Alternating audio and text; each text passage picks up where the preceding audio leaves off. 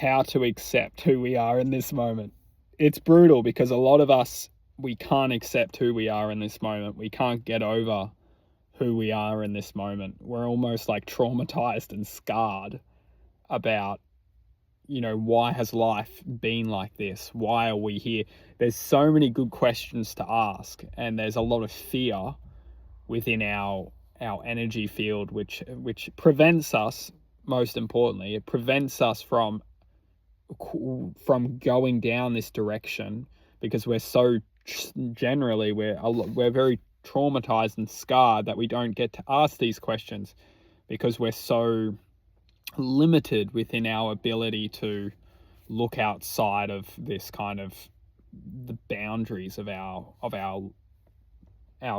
awareness. Now, I'm going to boil it down very simply, and then to truly accept who we are as individuals, we really must just very much accept the fact that nothing happens as a coincidence.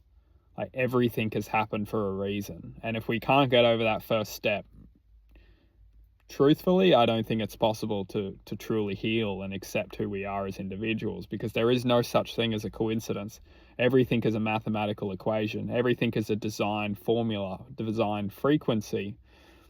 And it's not to say that we don't have the power to I think what's super important to understand is that we as expressions of reality have the power to override our awareness. However, if we don't override our awareness, if we don't take over our awareness and see into the unmanipulated version of ourselves, we will literally be a slave to ourselves for at least this reality, and then we'll basically recap on the choices and the decisions we made in our lifetime, and we'll potentially could go again, or we may be able to release from this kind of designed reality. Now, just something that's super important to focus on is that being able to truly accept who we are, we first must understand that there is no such thing as a coincidence. And we don't need to look beyond, we don't need to try and make sense of everything, but all we need to focus our attention on is that there's no such thing as a coincidence. Everything is happening for a reason. Everything is a prediction. What we do have power and we do have control of is our awareness. We have the power to bring awareness to our lifetime, our reality, possibilities outside this reality. And when we start to do this, we do channel and bring in awareness greater than this kind of construct, which is basically just this kind of formula. We ultimately just bring awareness greater than this reality. We start to channel, we start to see things from a different perspective, and we start to gather information that we need to kind of help us build a stronger connection to this awareness. Now, that's all kind of intermediate kind of, and not for some people can just click and then connect to this awareness straight away. It's almost like this kind of greater self. What's just super important though to kind of come back to is that once we accept that there's no such thing as a coincidence, we can truly move forward with our lives of understanding why we've chosen to come here. Because when we can accept that there's no such thing as a coincidence, well, then we immediately wake up and we immediately think, well, if there's no such thing as a coincidence, what the hell am I doing here? Why am I here? What do I need to do in this lifetime? What do I need to achieve? What do I need to feel? What do I need to focus my attention on? What do I need to give? It's these questions which we must ask. Otherwise, we'll just literally be a prediction of an outcome that we don't necessarily have control of, because we're just living a life without influence of a greater knowledge, greater experience. We're literally just being you know, a prediction of our minds. And this is where it comes into the third thing. So first of all, it's basically learning to accept our reality and that there's no such thing as a coincidence. The second thing is ultimately, if there is no such thing as coincidence, well, then what the hell am I doing here?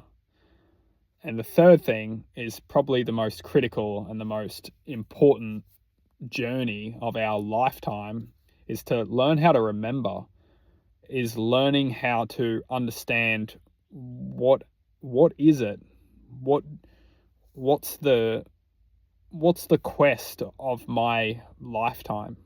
If now I'm here and I'm starting to understand and become more aware of my kind of intuition, my infinite capability to source everything that has, everything that will, and everything that is currently existing within this lifetime and the entire of the infinite realms of possibility, is that what am I sharing? What am I doing? What am I contributing? What am I how am I loving? How am I, sharing? How am I giving this kind of this frequency of abundance to this reality? Because let's be fair, like, this reality is pretty messed up. It's like it's very much heavily composed of dense vibrational energy, and it's often this kind of vibrational energy, it's quite often dictating our reality. And with this abundance, this love, this influence over the negative vibrational energy, we don't necessarily need to convince, but all we got to do is basically share that love. And when we share that love, it's contagious. The frequency starts to shift. And I believe that in this lifetime, in this reality, there is the frequency, which isn't just coming from me, it's coming from everyone who makes a choice to remember what we really are made of. And more so, not necessarily what we're made of, what the power we have to remember and reconnect into our true divine right, which is infinity, and what does exist. And when we remember what does exist, we regain our power and we get to choose and accept what we want to resonate to.